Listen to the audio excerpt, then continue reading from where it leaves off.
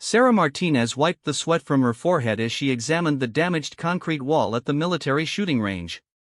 The morning sun was already beating down hard on the Nevada base, and she knew it would only get hotter as the day progressed. At 28, she had been working construction for nearly a decade, following in her father's footsteps after he passed away when she was just 19. Construction work wasn't easy for anyone, but being one of the few women in the field meant she had to prove herself every single day. The range wall had taken a beating over the years. Countless bullets had chipped away at the concrete, creating deep gouges and cracks that needed immediate attention. The military had strict safety requirements, and this wall was essential for containing stray rounds during training exercises. Sarah's company had won the contract to repair it, and she was the lead specialist assigned to the job. She set down her tool bag and pulled out her measuring tape. The damaged section stretched nearly 50 feet across and rose about 12 feet high. It would take at least a week to complete the repairs properly, maybe longer depending on how deep the damage went. Sarah had learned early in her career that rushing a job only led to problems later, and military contracts demanded perfection. As she worked, taking measurements and making notes, she heard the distant sound of vehicles approaching. A convoy of military trucks rumbled past the range, kicking up clouds of dust that made her squint. This base was always busy, with soldiers coming and going for various training exercises. Sarah had worked on several military installations over the years, and she'd grown accustomed to the constant activity. Her supervisor, Jim Rodriguez, walked over carrying 2 bottles of water. He was a good man in his 50s who had taken Sarah under his wing when she first started in construction. Jim had 3 daughters of his own, and he treated Sarah like family. "Drink this before you pass out," Jim said, handing her one of the bottles. "It's going to be another scorcher today." Sarah gratefully accepted the water and took a long drink. "Thanks, Jim. I've finished measuring the damaged section. It's worse than I thought. Some of these cracks go pretty deep. We're going to need to remove about 3 inches of concrete in some spots and rebuild from there." Jim nodded, examining the wall himself. "That's what I figured when I first looked at it. The military doesn't mess around when it comes to safety. They want this wall to stop a tank round if necessary." He paused, looking at his clipboard. "You'll have help starting tomorrow. The base is sending over some of their people to assist with the heavy lifting and demolition work." "Military personnel?" Sarah asked, surprised. "Usually, they worked alone on these projects. Yeah, apparently they have some downtime between training exercises, and the colonel thought it would be good experience for them to work on infrastructure projects. Don't worry, you're still the lead on this job. They're just extra hands." Sarah wasn't sure how she felt about that. Working with military personnel could be tricky. Some were respectful and professional, while others didn't take kindly to being supervised by a civilian woman. She'd dealt with both types before and had learned to hold her ground when necessary. The rest of the morning flew by as Sarah continued her assessment of the wall. She used a hammer to test the concrete's integrity, listening for the hollow sounds that indicated areas where the material had been compromised. By lunchtime, she had marked dozens of spots that would need attention. As she sat in the shade of her truck eating a sandwich, Sarah noticed a group of soldiers jogging past the range. They moved in perfect formation, their boots hitting the ground in unison. Among them, one figure stood out. He was taller than the others, with broader shoulders and a confident stride that suggested leadership. Even from a distance, Sarah could see the intensity in his movements. After lunch, Sarah began setting up her equipment for the demolition phase. She needed to remove the damaged concrete before she could begin rebuilding. This was always the messiest part of the job, but also oddly satisfying. There was something therapeutic about tearing down the old to make way for the new. She was adjusting her pneumatic hammer when she heard footsteps behind her. Turning around, she saw a man in military fatigues approaching. He was the same soldier she'd noticed during the morning jog, and, up close, he was even more imposing. He stood about 6'3" with dark hair cut in a precise military style. His green eyes were sharp and alert, constantly scanning his surroundings even during this casual conversation. Ms. Martinez, he asked, his voice deep and controlled. I'm Staff Sergeant Marcus Thompson. I'll be leading the team that's been assigned to assist you with this project.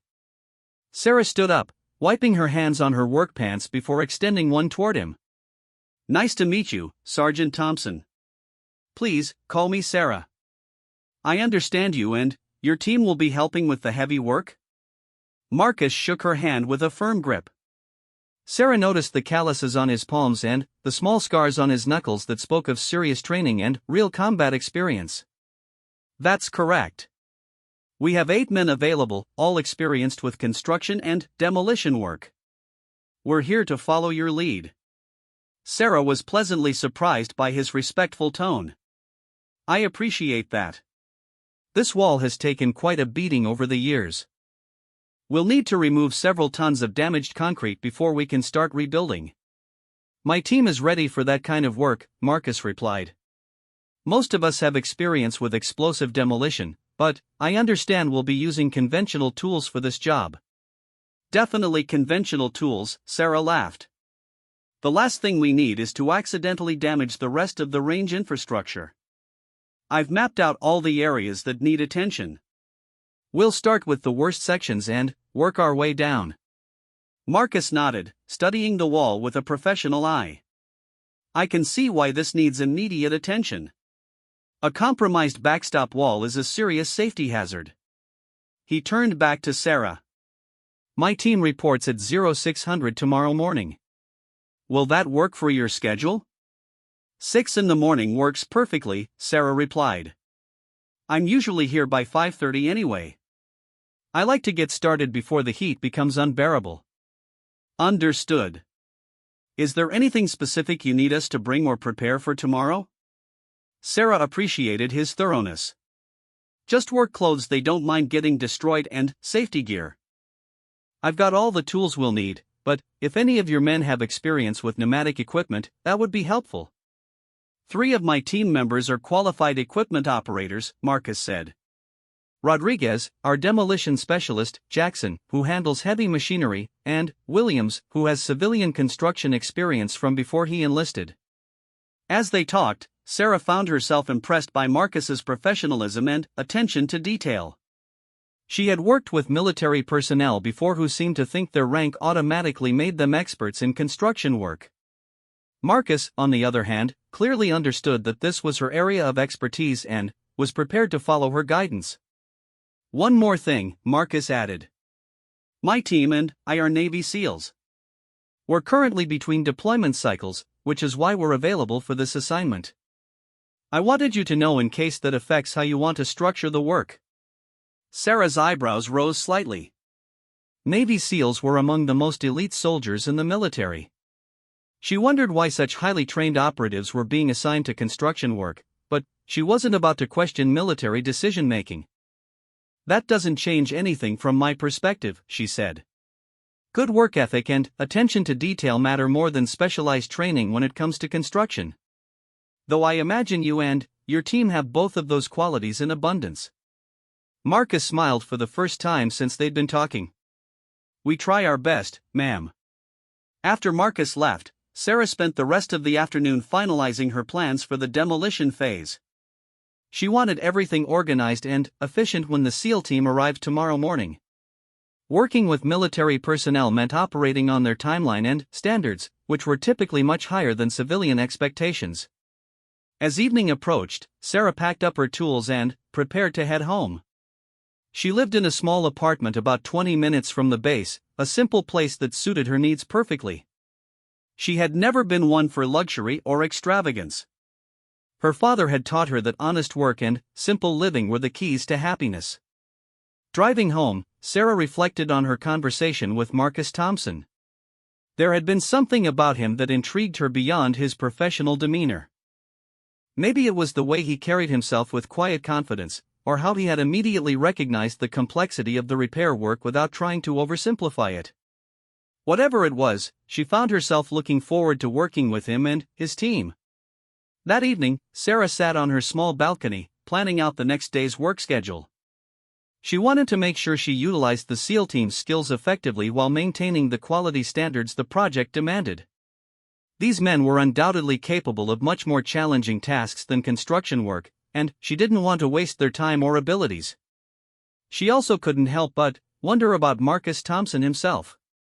Navy SEALs didn't typically get assigned to construction projects unless there were special circumstances. Was this really just busy work during downtime between deployments, or was there something else going on? Military bases sometimes had security concerns that civilians weren't made aware of, and elite units like the SEALs might be involved in ways that weren't immediately obvious. Sarah shook her head, reminding herself that it wasn't her job to understand military politics. Her responsibility was to repair the range walls safely and efficiently, regardless of who was helping her do it. She had built her reputation on delivering quality work on time and within budget, and this project would be no different. As she prepared for bed, Sarah set her alarm for 5 in the morning. Tomorrow would be the real test of how well she and the SEAL team could work together. She had learned over the years that first impressions in construction work could set the tone for an entire project. If tomorrow went well, the rest of the job would likely proceed smoothly. If there were personality conflicts or communication problems, the next week could become very challenging. Sarah fell asleep thinking about the conversation she had with Marcus. Something about the way he had looked at the damaged wall suggested he understood more about the situation than he had let on. Military personnel often dealt with classified information, so it wouldn't be unusual for him to know things he couldn't share with a civilian contractor. Whatever tomorrow brought, Sarah was confident in her ability to handle it. She had faced skepticism, condescension, and outright hostility from men who didn't think women belonged in construction work. She had proven herself time and again through competence, professionalism, and an unwillingness to back down when she knew she was right. If Marcus Thompson and his team of Navy SEALs thought they could intimidate her or take over her project, they were about to learn otherwise. The desert wind picked up as night fell, carrying with it the distant sounds of the military base settling into its evening routine. Somewhere out there, Marcus Thompson was probably briefing his team about tomorrow's assignment, preparing them to work under civilian supervision on a construction project that was far removed from their usual duties. Sarah wondered what he was telling them about her. Military units were tight-knit groups with their own culture and codes of conduct. As the only woman on the project and a civilian to boot, she would be an outsider in every sense. But she had been an outsider before, and she had always found ways to earn respect through her work rather than demanding it because of her position. Tomorrow morning would mark the beginning of what could either be a smooth collaboration or a week-long battle of wills. Sarah had no intention of compromising her standards or her authority on the project, but she also recognized the value of having experienced, disciplined workers helping her complete the repairs. Finding the right balance would be crucial to the project's success. As she drifted off to sleep, Sarah's last thought was about the intensity she had seen in Marcus Thompson's eyes during their conversation. There had been something there beyond simple professionalism, something that suggested depths she hadn't even begun to explore. Working closely with him for the next week would certainly be interesting, regardless of how the construction work progressed. Sarah arrived at the range at 5:15 the next morning, well before sunrise. The desert air was still cool, providing a brief respite before the day's heat began building. She unlocked her equipment trailer and began setting out the tools they would need for the demolition work. Organization was crucial when working with a large team, especially one that wasn't familiar with her methods. She was arranging safety equipment when she heard the sound of boots on gravel. Looking up, she saw 8 figures approaching through the pre-dawn darkness. Marcus Thompson led the group, and even in the dim light, Sarah could see the precision in their formation. These men moved like a single unit, each step calculated and purposeful. As they drew closer, Sarah was struck by their diversity. The team included men of various ethnicities and ages, though none appeared to be older than their mid-30s. Despite their differences, they all shared the same alert, confident bearing that marked elite soldiers. Their uniforms were crisp, their equipment properly secured, and their attention focused entirely on the task ahead. "Good morning, Ms. Martinez," Marcus said as the team came to a stop in front of her. "SEAL Team 7 reporting for construction duty." "Good morning, everyone," Sarah replied, noting the slight smiles on several faces. These men were clearly amused by the unusual nature of their assignment, but she detected no hostility or condescension in their expressions. "I'm Sarah Martinez, and I'll be supervising this project. I understand you've all had some construction experience?" Marcus gestured to his team members. Rodriguez here was a demolition expert in the Corps before joining the Navy. Jackson operated heavy equipment for his family's construction company. Williams worked commercial construction for 3 years before enlisting. The others have general labor and equipment training from various military assignments. A stocky man with Hispanic features stepped forward. "Tony Rodriguez, ma'am. I've worked with most types of demolition equipment, both military and civilian grade. Ready to take down some concrete." Jackson, a tall African-American man with powerful shoulders, nodded respectfully. "Bobby Jackson. I can handle any equipment you need operated, and I've done my share of wall reconstruction." Williams, a lean man with sandy brown hair, added, "Mike Williams. I know construction work isn't glamorous, but I've missed it since joining the teams. Looking forward to getting my hands dirty again." Sarah felt some of her early morning tension ease. These men were treating the assignments seriously despite its routine nature. "Excellent. Before we start, I need to cover safety procedures and work organization. Even though you're all experienced with dangerous situations, construction sites have their own specific hazards." For the next 20 minutes, Sarah outlined her safety requirements, work schedule, and quality standards. The SEALs listened attentively, asking relevant questions that demonstrated their understanding of construction work's complexities. Several of them examined the damaged wall sections, pointing out problems Sarah had already identified and suggesting efficient approaches to the demolition process. "The key thing to remember," Sarah concluded, "is that this wall needs to meet military specifications when we're finished. That means we can't cut corners or rush the work. Everything we do has to be done right the first time." Marcus nodded approvingly. "That's exactly how we approach every mission. Attention to detail and proper execution save lives down the road." As the sun began to rise, casting long shadows across the range, Sarah distributed assignments to the team members. Rodriguez and Jackson would handle the heavy demolition work, using pneumatic hammers to remove the most damaged concrete sections. Williams and 2 others would collect debris and prepare materials for the reconstruction phase. Marcus and the remaining team members would assist wherever needed while maintaining overall coordination. "One more thing," Sarah said as the men prepared to begin work. "I know you're used to operating under military command structure, but on this job site, safety and construction standards take priority over rank or seniority.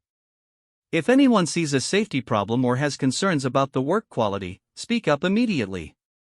No ego, no hierarchy, just good construction practices."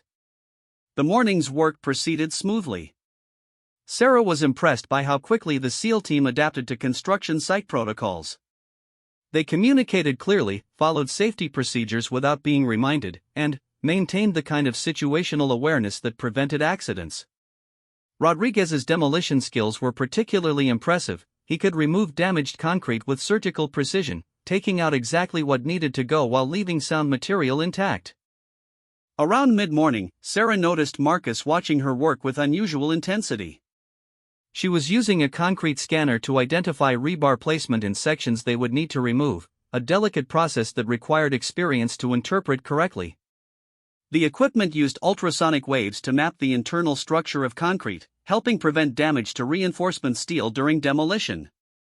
"That's interesting equipment," Marcus commented, moving closer to observe her technique. "How accurate is it?" "Very accurate when you know how to read it properly," Sarah replied, adjusting the scanner's settings. "See this pattern here? It shows where the rebar runs horizontally, and this darker area indicates a vertical support rod. We need to cut around these carefully to maintain the wall's structural integrity." Marcus studied the scanner's display with the same focused attention she had seen him give the damaged wall the previous day. "Have you ever used similar equipment for other purposes? I mean, beyond construction applications?" Sarah glanced up at him, puzzled by the question. "Well, the technology is similar to what's used in medical ultrasounds or geological surveys. The basic principles are the same, you're mapping internal structures you can't see directly. Why do you ask? Just curious, Marcus replied, but Sarah sensed there was more to his interest than casual curiosity. In my line of work, we sometimes need to understand what's inside buildings or structures without damaging them. Your expertise with that equipment could be valuable in unexpected situations. Before Sarah could ask what he meant by that, Rodriguez called out from across the work area. Hey, Sarah. I think you need to see this. Sarah and Marcus walked over to where Rodriguez was working. He had exposed a section of the wall's internal structure, revealing something that made Sarah's breath catch. Instead of the standard rebar reinforcement she had expected, this section contained what appeared to be a small electronic device embedded in the concrete. What the hell is that? Sarah asked, staring at the object. It was about the size of a smartphone, encased in a protective housing and connected to thin wires that ran deeper into the wall. Marcus's demeanor changed instantly. The relaxed construction supervisor disappeared, replaced by the alert, focused professional soldier. Rodriguez, clear the area. Williams, get everyone back at least 20 feet. Now. Wait, Sarah said, grabbing Marcus's arm.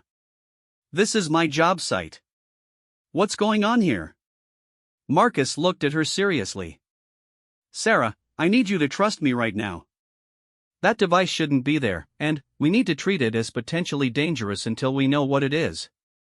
Within minutes, the work area was cleared except for Sarah and Marcus. The other team members had moved to a safe distance, but Sarah could see they were all on high alert, their casual construction worker attitudes replaced by the focused intensity of combat soldiers. Marcus, you need to tell me what's happening, Sarah said firmly. This is my project, my responsibility. If there's something dangerous about this wall, I have a right to know. Marcus was silent for a long moment, clearly weighing his options. Honestly, I don't know exactly what that device is, but I know it's not part of the wall's original construction. Given recent security concerns on this base, we have to assume it could be some kind of surveillance or monitoring equipment. Security concerns? Sarah felt a chill despite the increasing morning heat. What kind of security concerns? The kind I can't discuss with civilian personnel, Marcus replied, but his tone was apologetic rather than dismissive. What I can tell you is that your project may have uncovered something very significant. We need to contact base security and probably suspend work until this can be properly investigated. Sarah stared at the exposed device, her mind racing through the implications. How long has that been in there? And who would have put it there? Those are excellent questions that I hope we'll have answers to soon, Marcus said. He pulled out a radio and spoke into it in code phrases Sarah couldn't understand. After a brief conversation, he turned back to her. Security teams are on their way. I need to ask you not to discuss this with anyone outside my team until we know more. Of course, Sarah agreed, though her mind was filled with questions. But, Marcus, if there are security issues with this project, why wasn't I briefed about them beforehand? And, why was a SEAL team really assigned to help with construction work? Marcus looked uncomfortable for the first time since she'd met him. I think those questions will be answered very soon, but not by me. Within 20 minutes, the range was swarming with military personnel. Base security officers, intelligence specialists, and several men in civilian clothes who were clearly federal agents had taken control of the scene. Sarah found herself being questioned by a stern-faced woman in a business suit who identified herself as Special Agent Jennifer Park from a government agency Sarah had never heard of. Ms. Martinez, I need to understand exactly how you discovered this device, Agent Park said, taking notes on a tablet computer. Walk me through your process step by step. Sarah explained her wall assessment, the areas she had marked for demolition, and the specific techniques Rodriguez had used to expose the embedded device. Agent Park listened intently, occasionally asking for clarification or additional details. Have you noticed anything unusual about this project from the beginning? Park asked. Any requests for specific work areas, unusual interest in your progress, or attempts to influence your methods? Nothing like that, Sarah replied. The job came through normal military contracting procedures. The only unusual thing was having a SEAL team assigned to help with the work, but I was told it was because they had downtime between deployments. Agent Park exchanged glances with one of the other investigators.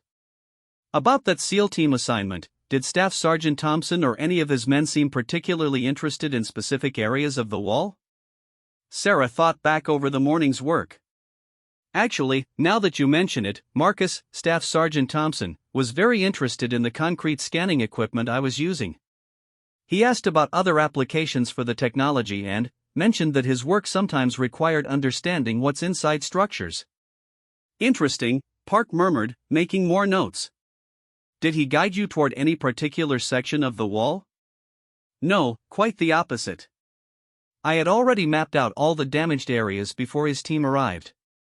He and his men just followed my lead. Sarah paused, a disturbing thought occurring to her. Agent Park, was the SEAL team assignment really about having extra help, or were they here because you suspected there might be security issues with this wall? Park didn't answer directly. Ms. Martinez, I want you to understand that you've done nothing wrong, and your discovery of this device may have prevented a serious security breach. However, I need to ask you to maintain complete confidentiality about what happened here today. Of course, but I need to know how this affects my contract. Am I still supposed to repair this wall, or has the project been suspended? The project status is under review, Park replied diplomatically. You'll be contacted within the next few days with instructions on how to proceed.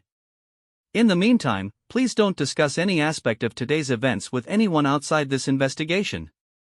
As the interviews continued, Sarah watched teams of specialists examining the embedded device and surrounding wall sections. They worked with the same precision and focus she had seen in Marcus's SEAL team, but their equipment was far more sophisticated than anything she had ever encountered. Whatever they had found in that wall was clearly more significant than a simple construction anomaly. Marcus appeared at her side as the interrogations were winding down. "How are you holding up?" he asked quietly. Confused, mostly, Sarah admitted. "This morning I thought I was just repairing a damaged range wall. Now I'm apparently in the middle of some kind of security investigation. And I still don't understand what your team's real role in all this was." Marcus looked around to make sure they weren't being overheard. "Sarah, I want you to know that my team's assignment here was legitimate. We really were supposed to help with construction work during our downtime. The fact that we discovered this device was pure chance, or maybe very good luck. But, you recognized what it might be immediately," Sarah pointed out. "That suggests you had some idea that security issues were possible." "In our line of work, we always assume security issues are possible," Marcus replied. "But, honestly, I expected this to be a routine construction assignment. The device Rodriguez found was as much a surprise to me as it was to you." Agent Park approached them with a final clipboard of documents. "Ms. Martinez, these papers confirm that you're bound by a confidentiality agreement regarding today's events. Please read them carefully and sign where indicated." As Sarah reviewed the documents, she became increasingly aware of how dramatically her simple construction project had changed. What had started as a routine wall repair had somehow become part of a federal security investigation. She was beginning to understand that there were layers to this situation that she might never fully comprehend. "One last question," Sarah said to Agent Park as she prepared to sign the agreement. "Am I in any danger because of what we discovered? Should I be concerned about my safety?" Park considered the question seriously. "We have no reason to believe you're in any immediate danger, but we'll be implementing some standard precautionary measures. Staff Sergeant Thompson and his team will be assigned to provide security consultation for any future work you do on this base." Sarah looked at Marcus in surprise. "Security consultation?" Marcus shrugged. "It means we'll be keeping an eye on things to make sure there are no further complications with your work. Consider us your personal security detail until this situation is fully resolved." As the investigation teams packed up their equipment and prepared to leave, Sarah found herself alone with Marcus for the first time since the device had been discovered. The morning's events had changed everything between them, creating an undercurrent of tension and uncertainty that hadn't been there during their initial professional interaction. Marcus, she said quietly, I need to know if I can trust you. This whole situation has me questioning everything, including whether your team's assignment here was really as coincidental as you claim. Marcus met her eyes directly. Sarah, I understand your suspicions, and, under the circumstances, they're completely reasonable. What I can tell you is this: my team and I were assigned to this project for the reasons I originally explained. We had no advanced knowledge of any security issues with this wall. But, now that we've discovered there are problems, we're going to make sure you're protected while this gets sorted out. Protected from what, exactly? From whoever put that device in the wall, and from anyone else who might have an interest in this range that we don't know about yet. Marcus's expression was grim. Sarah, you've stumbled into something that could be very dangerous. Until we understand what we're dealing with, I want you to be very careful about who you talk to and where you go. As they walked back toward the parking area, Sarah felt the weight of the morning's revelations settling over her. Her simple construction project had become something much more complex and, potentially dangerous. She was now connected to a security investigation she didn't understand, working with a Navy SEAL who might or might not be telling her the complete truth. But, despite her uncertainty about the situation, Sarah found herself trusting Marcus Thompson. There had been something in his eyes when he insisted his team would keep her safe, a sincerity and determination that felt genuine. Whatever was really going on with this project, she sensed that Marcus would do everything in his power to protect her from the consequences of her discovery. The question now was whether that would be enough, and what other surprises might be hidden in the seemingly routine work she had been hired to perform. 3 days passed before Sarah heard anything official about the project status. She spent the time at home, feeling restless and anxious as she wondered what the investigation had revealed. Agent Park had been clear about the confidentiality requirements, so Sarah couldn't discuss the situation with anyone, not even her supervisor Jim Rodriguez. The isolation made the waiting even more difficult. On Thursday morning, Sarah's phone rang at 7 o'clock. The caller ID showed a number she didn't recognize, but, when she answered, Marcus Thompson's familiar voice put her immediately at ease. Good morning, Sarah. I hope I'm not calling too early. We need to meet to discuss the project status and some new developments. Can you come to the base at 10 this morning? Of course, Sarah replied, relieved to finally have some communication about the situation. Should I meet you at the range? No, actually we're meeting in Building 47, Conference Room B. It's the administrative complex near the main gate. Ask the guard for directions when you arrive. When Sarah arrived at the designated building, she found Marcus waiting for her in the parking lot. He was dressed in clean military fatigues, and his serious expression suggested that whatever news he had to share was significant. Thanks for coming, he said as they walked toward the building entrance. Before we go inside, I want to give you a heads up about what you're going to hear. The investigation has revealed some things that are going to change your role in this project considerably. Change it how? Sarah asked, feeling a familiar knot of anxiety in her stomach. You'll understand everything in a few minutes, Marcus replied, holding the door open for her. But, Sarah, I want you to know that everything we discussed about keeping you safe still applies. In fact, it's become even more important. Conference Room B was larger than Sarah had expected, with a long table surrounded by comfortable chairs and military maps covering most of the wall space. Agent Park was already seated at the table, along with 2 men in military uniforms that Sarah didn't recognize. A fourth person, a middle-aged woman in civilian clothes, sat at the head of the table with a stack of documents in front of her. Ms. Martinez, the woman said as Sarah and Marcus entered the room. I'm Colonel Sandra Hayes, Base Intelligence Officer. Please have a seat. We have quite a bit to discuss. As they settled around the table, Colonel Hayes opened the folder in front of her. First, let me thank you for your cooperation during the initial investigation. Your discovery of the surveillance device has led to some very significant developments. Surveillance device? Sarah asked. So that's what it was? Agent Park nodded. A very sophisticated piece of equipment, designed to monitor radio communications and collect data on training activities at this range. It had been in place for at least 6 months, possibly longer. Colonel Hayes continued, more importantly, our investigation has revealed that this device was not an isolated incident. We now have evidence suggesting a broader intelligence operation targeting multiple aspects of this base's activities. Sarah felt a chill run down her spine. Are you saying there are more devices like the one we found? We believe so, Hayes replied. Which is why your role in this project is about to become much more important. Ms. Martinez, we'd like to ask you to continue your construction work on the range wall, but with a modified mission. Marcus leaned forward in his chair. Sarah, what they're asking is whether you'd be willing to help us find and identify any other surveillance equipment that might be hidden in the base's infrastructure. You want me to become part of an intelligence operation? Sarah asked, incredulous. I'm a construction worker, not a spy. Colonel Hayes smiled for the first time since the meeting began. Actually, Ms. Martinez, you're exactly what we need. Your expertise with concrete analysis and structural assessment equipment makes you uniquely qualified to detect concealed devices without arousing suspicion. A formal intelligence team conducting searches would be obvious to anyone watching the base.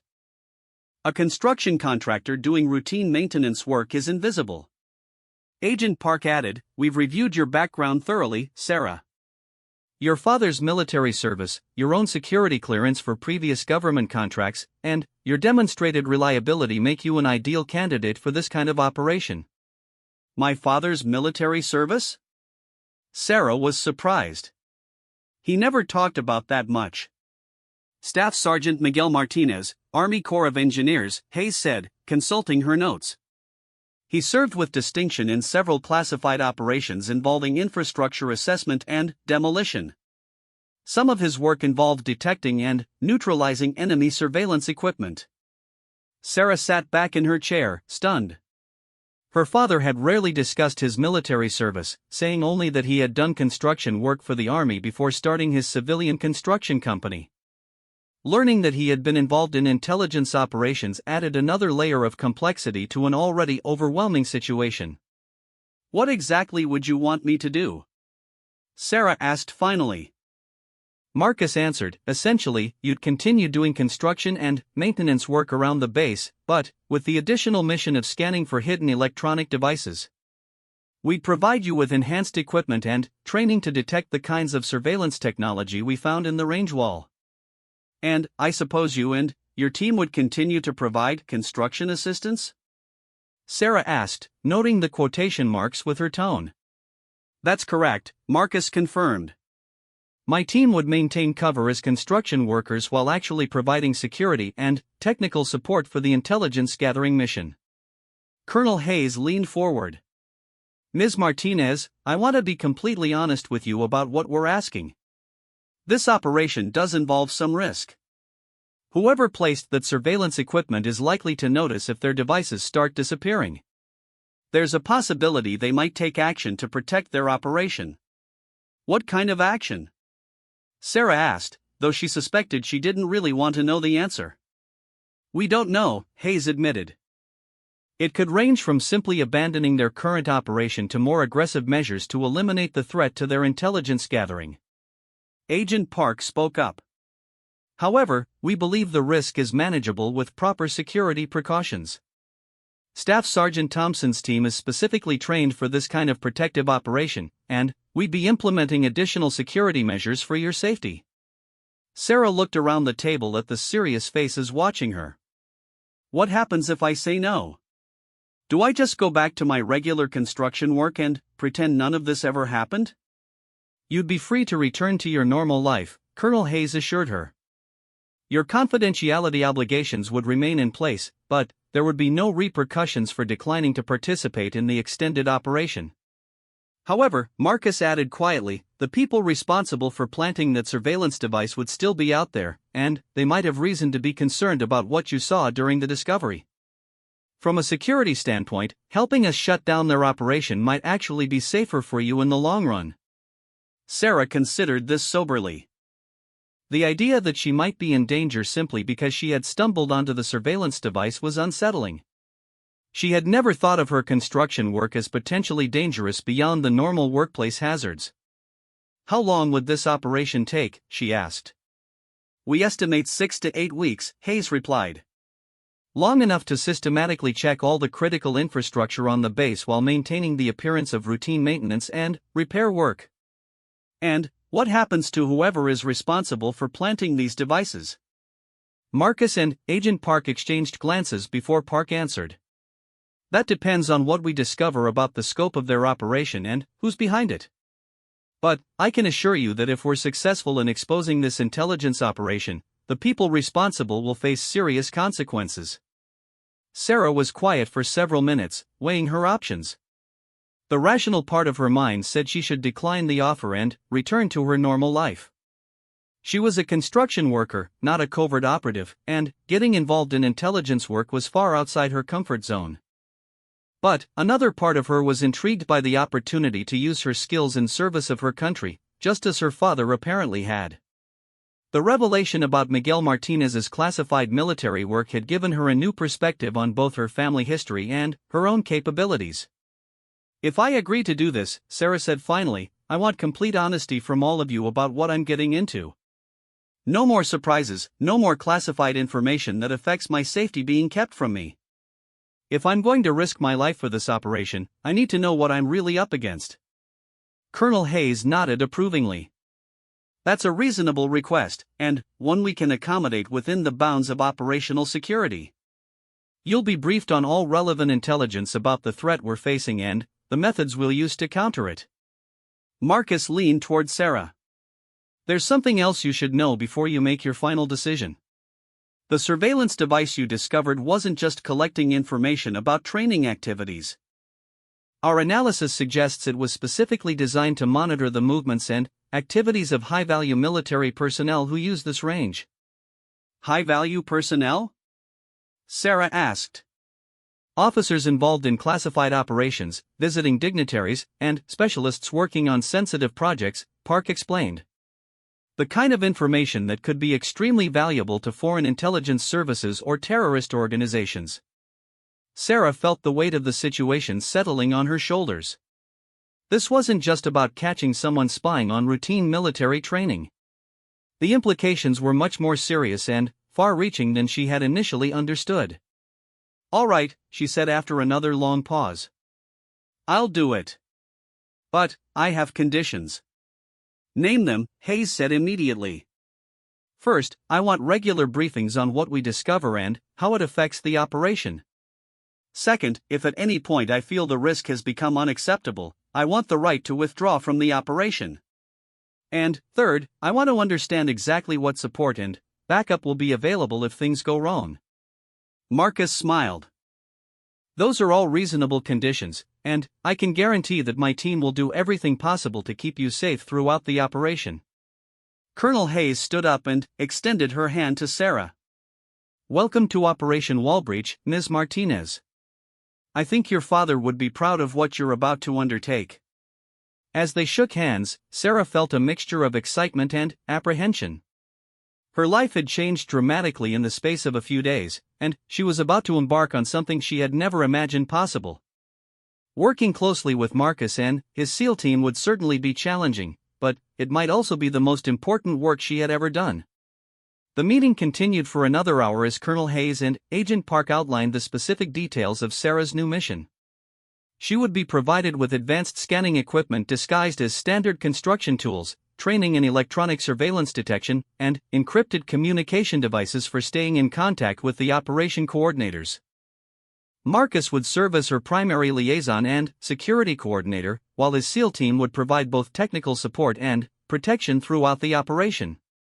The cover story would be that Sarah's company had been awarded an expanded contract for infrastructure assessment and repair work throughout the base. "One final thing," Hayes said as the meeting concluded. "This operation is compartmentalized at the highest levels. Outside of the people in this room and a few senior officials, no one knows about your true mission. Maintaining operational security will be critical to both the mission's success and your personal safety." As Sarah left the conference room, Marcus walked beside her toward the parking lot. "How are you feeling about all this?" he asked. Overwhelmed, excited, and terrified all at the same time, Sarah admitted. 6 months ago, the biggest challenge in my life was convincing skeptical contractors that I could handle difficult projects.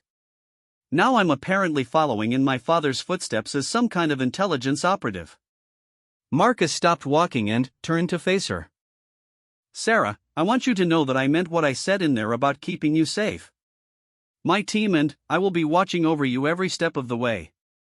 This operation is important, but your safety is our top priority. Looking into his eyes, Sarah felt the same sense of trustworthiness she had experienced during their first meeting.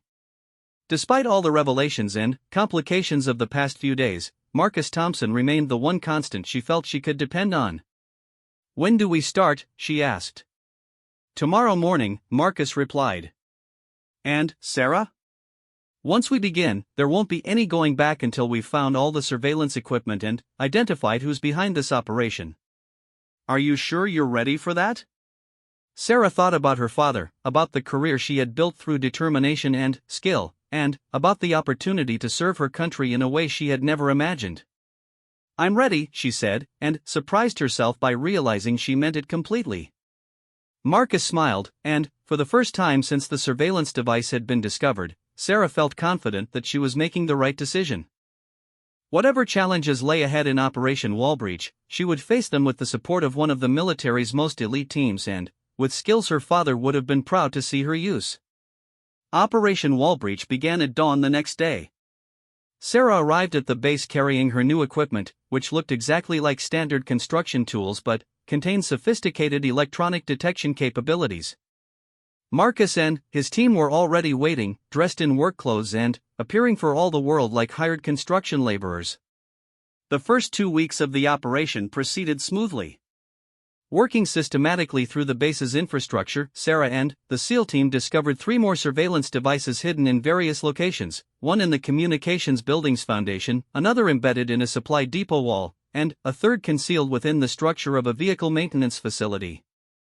Each discovery followed the same pattern.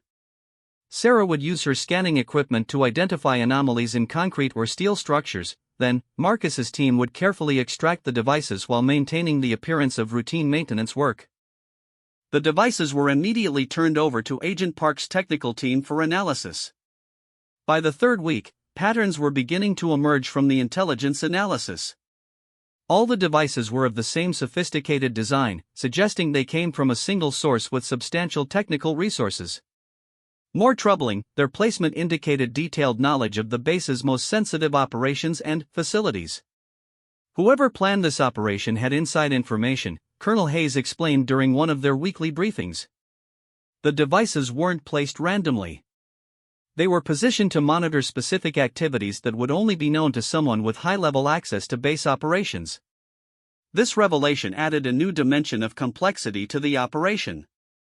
Not only were they hunting for surveillance equipment, but they were also potentially dealing with a security breach from within the military itself. Sarah found herself growing closer to Marcus and his team as they worked together day after day. The SEAL team's professionalism and dedication impressed her, but it was Marcus himself who captured her attention most completely. Despite the serious nature of their mission, he maintained a sense of humor and genuine concern for her well-being that went beyond simple professional obligation. Their relationship had evolved from purely professional cooperation to something more personal, though neither had acknowledged it directly. Sarah caught herself looking forward to their early morning briefings and finding excuses to work closely with Marcus on the more technical aspects of the device detection process. The breakthrough in Operation Wallbreach came during the 4th week, when Sarah's equipment detected something unusual in the base commander's office building. The signal was different from the previous devices, stronger and more complex, suggesting a much more sophisticated piece of equipment. "This one's different," Sarah told Marcus as they studied the scanner readings. "It's not just passively collecting information. The signal patterns suggest it's actively transmitting data in real time." Marcus immediately contacted Colonel Hayes, who ordered an immediate but discreet investigation of the building. What they discovered shocked everyone involved in the operation. Hidden within the building's main structural support beam was a device 10 times more sophisticated than anything they had found previously. This isn't just surveillance equipment, Agent Park explained after the technical team had examined the device. This is a comprehensive data collection and transmission system capable of accessing the building's entire computer network. Whoever placed this had the ability to monitor every electronic communication that passed through the command center. The implications were staggering. For months, possibly years, someone had been collecting real-time intelligence on the base's most classified operations. Personnel assignments, mission planning, security protocols, and strategic communications had all been compromised. Colonel Hayes called an emergency meeting with Sarah, Marcus, and the senior operation coordinators. "We're dealing with a much more serious situation than we initially realized," she announced grimly. "This level of electronic penetration suggests we're facing a professional intelligence operation, possibly state-sponsored." "Do we have any leads on who might be responsible?" Marcus asked. Agent Park consulted her notes. "The technical analysis has identified some component signatures that suggest the equipment originated from a specific manufacturer with limited distribution. We're tracking down the supply chain now, but it's going to take time." Sarah had been quiet during most of the meeting, but now she spoke up. "I've been thinking about the placement patterns of all the devices we've found. Whoever put them there had to have detailed architectural plans for every building on the base, plus knowledge of construction schedules and access windows. That narrows down the suspect pool considerably." Hayes nodded approvingly. "That's an excellent observation. We're already reviewing personnel records for anyone who would have had that level of access over the past 2 years." Marcus turned to Sarah. "There's something else we need to consider. If the people responsible for this operation realize we're systematically removing their devices, they might decide to take more direct action to protect their intelligence network." "What kind of direct action?" Sarah asked, though she suspected the answer would be unsettling. "Anything from destroying evidence to eliminating potential witnesses," Hayes replied bluntly. "We're implementing enhanced security measures for everyone involved in this operation, effective immediately." Over the next few days, Sarah noticed the increased security presence around her apartment, her work sites, and her daily routines.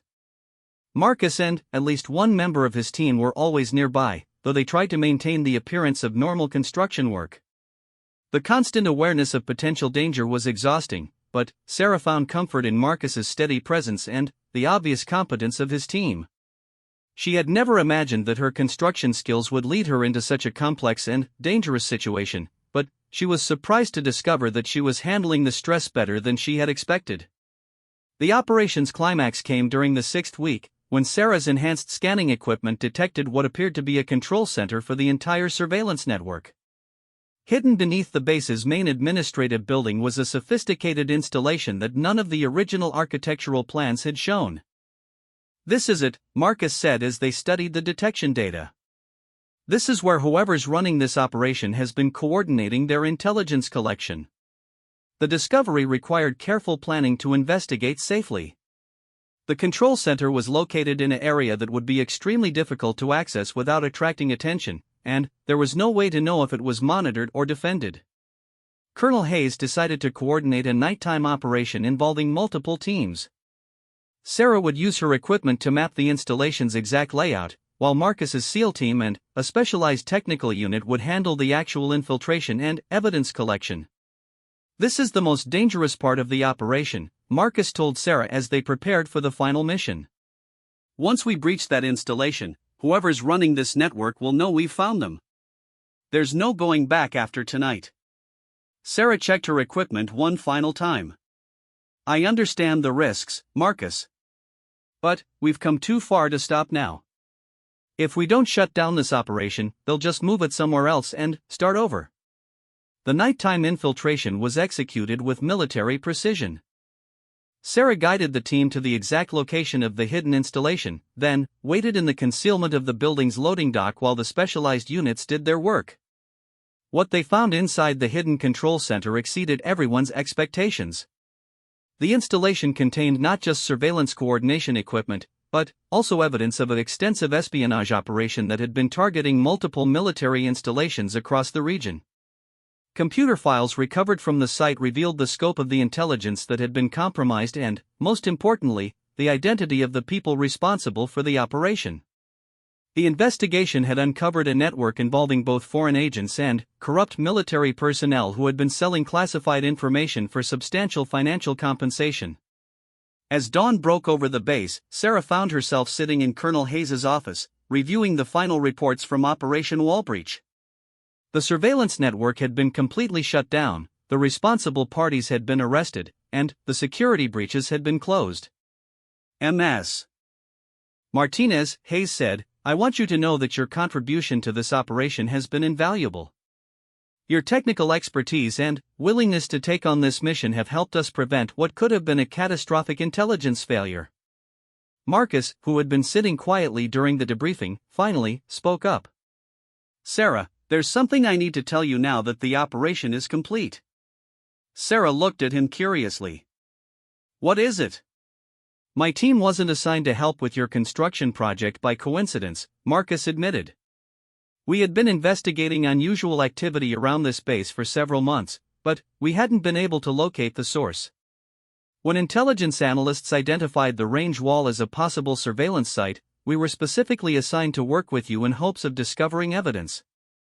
Sarah felt a moment of betrayal, but then realized the larger picture. So you knew there might be surveillance equipment in that wall before we found the first device? We suspected it was possible, but we had no proof and no specific intelligence about what we might find, Marcus explained. Your expertise and the legitimate nature of your construction contract provided the perfect cover for our investigation. Colonel Hayes added, please understand, Ms. Martinez, that the deception was necessary for operational security. If word had leaked that we were actively searching for surveillance equipment, the people responsible would have simply shut down their operation and disappeared. Sarah considered this for a moment, then smiled. Actually, I'm relieved to know that my stumbling onto that first device wasn't just dumb luck. It makes me feel better about getting involved in all of this. Agent Park, who had been reviewing final paperwork, looked up from her documents. There is one more thing we need to discuss. The success of Operation Wallbreach has led to requests from other military installations for similar security assessments. Would you be interested in consulting on future operations of this type? The offer was tempting, but Sarah knew she needed time to process everything that had happened over the past 2 months. Her life had changed dramatically, and she wasn't sure she was ready to commit to making intelligence work a permanent part of her career. Can I think about it? She asked. This has been an incredible experience, but I need some time to get back to normal life and decide if this is something I want to continue doing. Of course, Hayes replied. Take all the time you need. The offer will remain open whenever you're ready to make a decision. As the meeting concluded and the participants prepared to leave, Marcus approached Sarah privately. I know this has been a lot to handle, and I want to apologize for not being completely honest with you from the beginning. Sarah looked into his eyes, seeing the same sincerity and concern that had made her trust him throughout the operation. Marcus, I understand why you couldn't tell me everything at first. What matters is that you kept me safe and helped me do something important for my country. There's something else, Marcus said, seeming uncertain for the first time since she had known him. Now that the operation is complete and there are no more professional complications, I'd like to ask if you'd be interested in having dinner sometime. Just the two of us, no surveillance devices or classified missions involved. Sarah smiled, feeling a warmth that had nothing to do with the morning sunshine streaming through the office windows. I'd like that very much, Marcus. But I have one condition. What's that? You have to promise that any restaurant you choose doesn't have concrete walls that need to be scanned for electronic devices. Marcus laughed, the sound carrying a note of relief and genuine happiness. I think I can guarantee that. 3 months later, Sarah was working on a routine construction project in civilian life when she received a call from Colonel Hayes. Another military installation had requested her assistance with a security assessment that required her unique combination of construction expertise and intelligence training. As she considered the offer, Sarah thought about the way Operation Wallbreach had changed her life. She had discovered capabilities she never knew she possessed, followed in her father's footsteps in ways she had never imagined, and found both professional satisfaction and personal happiness in the most unexpected circumstances. She also thought about Marcus, who had seamlessly transitioned from her protector during the operation to her partner in the life they were building together. The trust and respect that had developed between them during those intense weeks of covert work had formed the foundation for a relationship that continued to grow stronger with each passing day. Looking at the construction site around her, Sarah realized that while she would always love building and repairing things, she had found something even more fulfilling in using those skills to protect her country and the people she cared about. She picked up her phone and dialed Colonel Hayes's number. There were more walls that needed to be examined, more secrets that needed to be uncovered, and more opportunities to make a difference in ways that mattered beyond simple construction contracts. When Hayes answered, Sarah didn't hesitate. "Colonel, this is Sarah Martinez. I'm ready to discuss that consulting opportunity. When do you need me to start?" As she spoke, Sarah caught sight of Marcus approaching across the construction site, carrying 2 cups of coffee and wearing the smile that had become her favorite part of every day. Her life had taken an unexpected turn when he had stepped back and handed her his rifle during what seemed like a simple construction project, but she wouldn't change any of it. The range wall had been repaired months ago, but the partnership that had begun there was still being built, one day at a time, with the same attention to detail and commitment to excellence that characterized everything Sarah Martinez had ever put her hands to creating.